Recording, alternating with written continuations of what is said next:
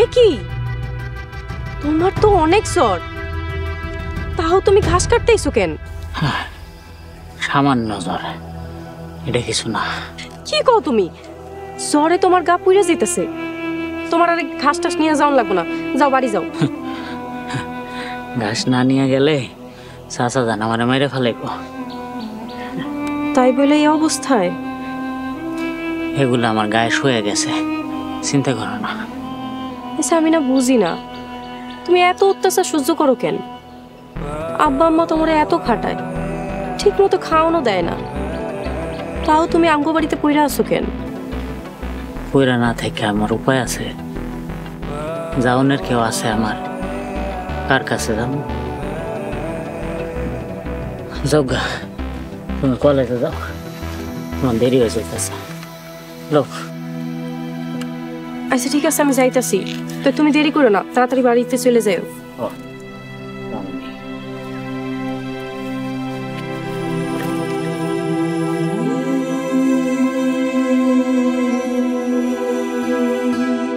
কেন পইরা আছি জানো না?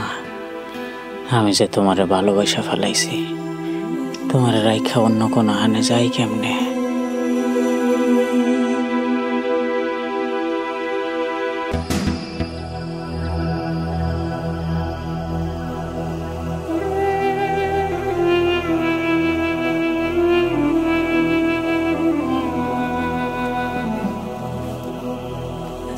কিরে, দুইটা ঘাস কাটতে আনতে এত সময় লাগে? বাড়িতে যে আরো কত কাম পড়ে আছে এই খেয়াল নাই?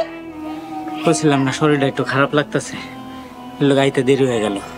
হইছে, আর বাহানা দিতে হইব না, তাড়াতাড়ি বাজারে যা, বাজার করে লই আয়। কে আবার বাজারে যাইতে হইব? কে বাড়িতে কি মেহমান আইব নাকি? হ, মিতুরে আজ দেখতে আইব। মিতুরে দেখতে আইব মানে? ওর কি বিয়া দিয়ে দিবা? তুই এত প্রশ্ন করস কে? তোরে যেটা কইছি তুই হেডা কর। আয় আমার লগে, বাজারের লিস্ট লয়ে যা।